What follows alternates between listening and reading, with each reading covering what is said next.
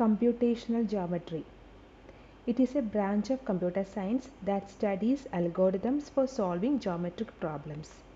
ഇതിൻ്റെ ഇൻപുട്ടായിട്ട് വരുന്നത് set of geometric objects ആയിരിക്കും. അതായത് സെറ്റ് ഓഫ് പോയിൻറ്റ്സോ സെറ്റ് ഓഫ് ലൈൻ സെഗ്മെൻറ്റ്സോ ഒരു പോളിഗൻ്റെ വേർട്ടീസസിൻ്റെ സെറ്റോ അങ്ങനെ എന്തെങ്കിലും ആയിരിക്കും ഇൻപുട്ട്. ഔട്ട്പുട്ടായിട്ട് ചോദിക്കുന്ന ക്വയറീസിൻ്റെ ആൻസറാണ്. സപ്പോസ് 2 ലൈൻ സെഗ്മെൻറ്റ് ആണ് ഇൻപുട്ടായിട്ട് കൊടുക്കുന്നത്. എന്നിട്ട് ക്വയറി ചോദിക്കുവാണ് ഈ 2 ലൈൻ സെഗ്മെൻറ്റ് ഇൻ്റർസെക്റ്റ് ചെയ്തിട്ടുണ്ടോ. ഉണ്ടെങ്കിൽ എസ് എന്നും അല്ലെങ്കിൽ നോ എന്നും പറഞ്ഞ് ഔട്ട്പുട്ട് കിട്ടും. ദെൻ ഒരു സെറ്റ് ഓഫ് പോയിൻറ്റ്സ് കൊടുക്കുകയാണ്. ആ പോയിൻറ്റ്സിൻ്റെ കോൺവെക്സ് ഹള്ള് ഫോം ചെയ്യാൻ പറഞ്ഞു കഴിഞ്ഞാൽ ഏതൊക്കെ പോയിൻറ്റ്സ് യൂസ് ചെയ്തിട്ടാണ് കോൺവെക്സ് ഹള്ള് ഫോം ചെയ്യുന്നതെന്ന് ഐഡൻറ്റിഫൈ ചെയ്യുക. എന്നിട്ട് അത് റിട്ടേൺ ചെയ്യുക. ഒരു ഒബ്ജക്റ്റിനെ റെപ്രസെൻറ്റ് ചെയ്യുന്നത് സെറ്റ് ഓഫ് പോയിൻറ്റ്സ് യൂസ് ചെയ്തിട്ടാണ്. Say P1, P2, P3 etcetera. Here Pi is equal to xi, yi. 2 dimensional point ആണ് P എന്ന് പറഞ്ഞിരിക്കുന്നത്. Line segment properties. First of all, what is convex combination of 2 points? Suppose P1 and P2 are the 2 points and P3 is a convex combination of these 2 points if and only if P3 equal to alpha P1 plus 1 minus alpha into P2. Alpha value 0 to 1 ആണ് vary ചെയ്യുന്നത്. P1 to P2 ലൈനിൽ ഉള്ള point ആണ് P3. ആൽഫയുടെ value 0 ആണെങ്കിൽ P3 P1 ആയിരിക്കും. ആൽഫയുടെ value 1 ആണെങ്കിൽ P3 P2 ആയിരിക്കും. ആൽഫയുടെ വാല്യൂ ഓരോ മൈന്യൂട്ട് പോയിൻറ്റും ആൽഫയ്ക്ക് ഇട്ട് കൊടുക്കുക, 0യ്ക്കും 1നും ഇൻ ബിറ്റ്വീൻ ഉള്ളത്. അപ്പോൾ P1 to P2ന് ഇൻ ബിറ്റ്വീനുള്ള ആ ലൈനിലുള്ള കംപ്ലീറ്റ് പോയിൻറ്റ്സും കിട്ടും. It is called a convex combination.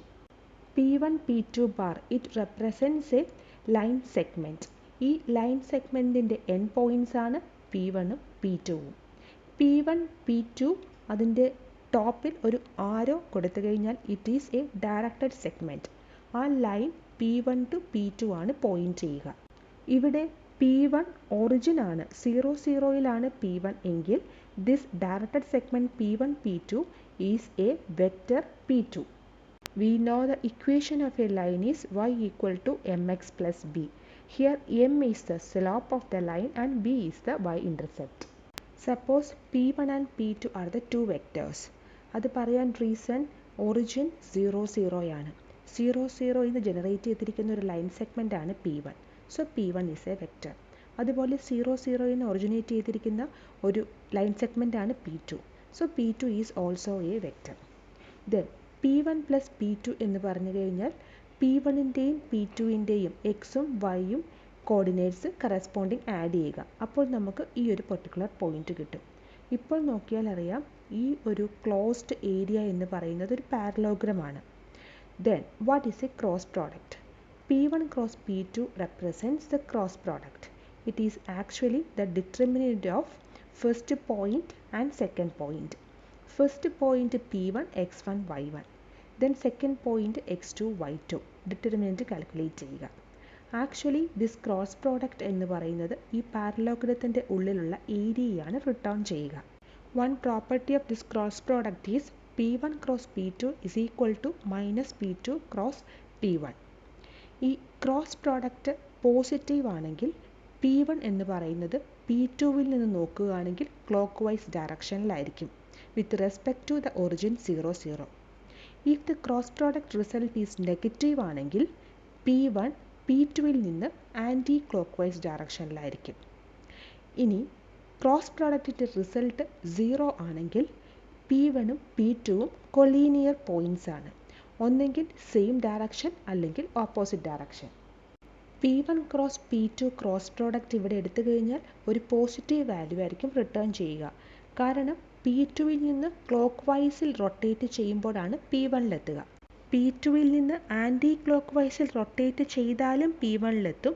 എന്നാലും ക്ലോസർ എന്ന് പറയുന്നത് P2വിൽ നിന്ന് ക്ലോക്ക് വൈസ് റൊട്ടേറ്റ് ചെയ്യുമ്പോഴാണ് P1ലെത്തുക.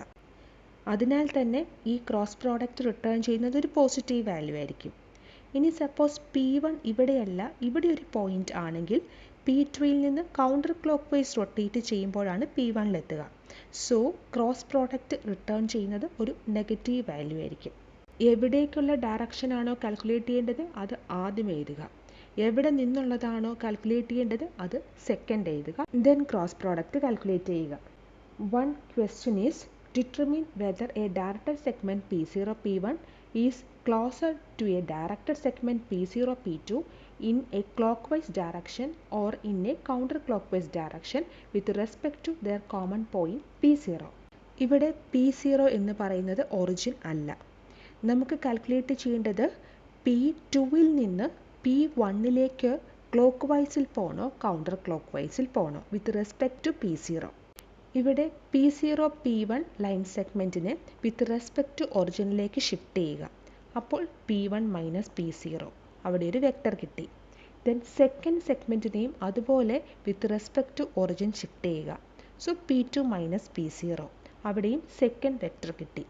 ഈ രണ്ട് വെക്റ്ററും ക്രോസ് പ്രോഡക്റ്റ് കാണുക.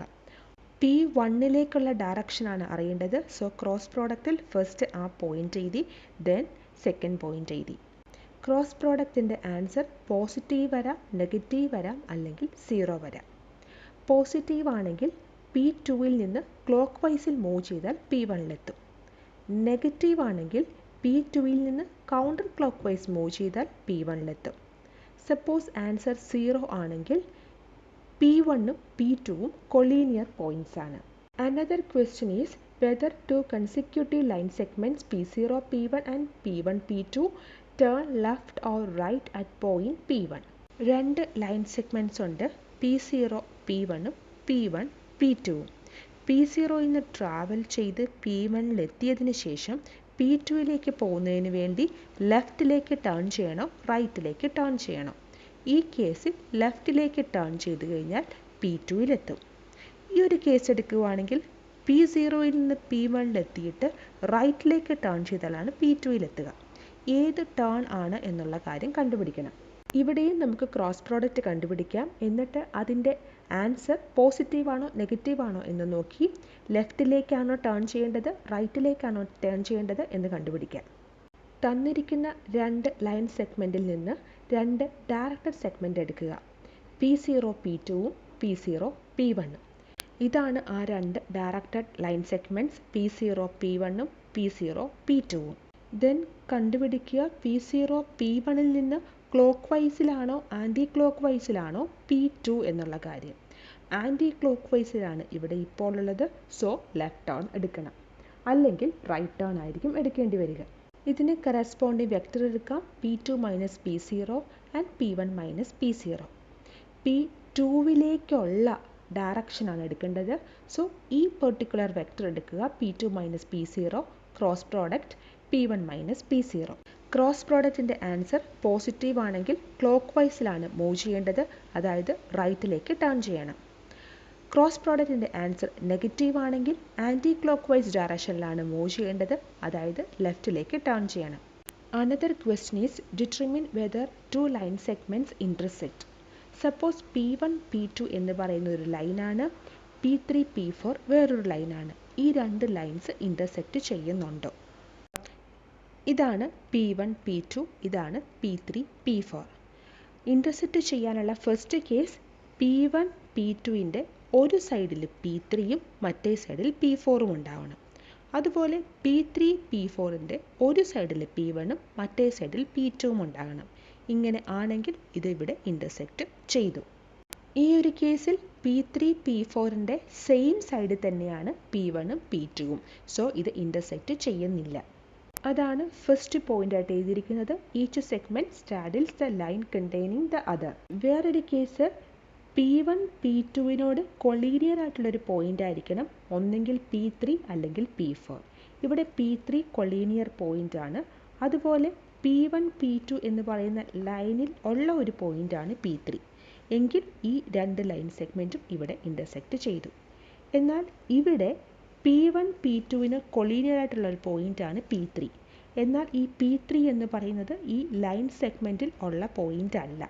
അതിനാൽ P1 P2ഉം P3 P4ഉം ഇൻ്റർസെക്റ്റ് ചെയ്യുന്നില്ല.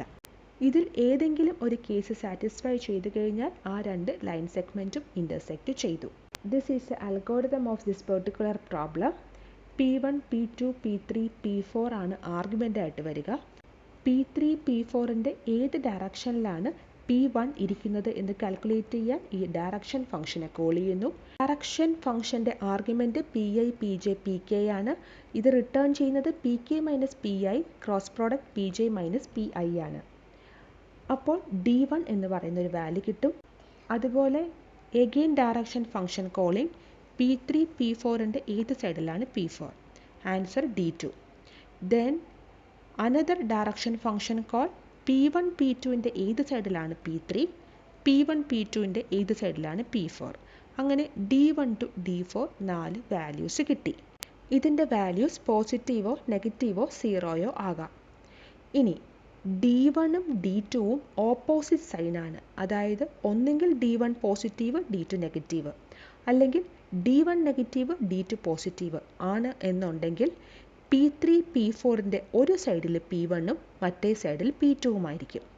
ഇനി സെക്കൻഡ് ഒരു കണ്ടീഷനോടെ സാറ്റിസ്ഫൈ ചെയ്യണം, ഇൻ്റർസെക്റ്റ് ചെയ്യണം എന്നുണ്ടെങ്കിൽ, അതായത് D3, D4 എടുക്കുമ്പോൾ D3 എന്ന് പറയുന്നത് പോസിറ്റീവും D4 നെഗറ്റീവും, അല്ലെങ്കിൽ D3 negative and D4 positive ആണെങ്കിൽ P1, P2ൻ്റെ ഒരു സൈഡിൽ P3യും അനദർ സൈഡിൽ P4ഉം ആയിരിക്കും.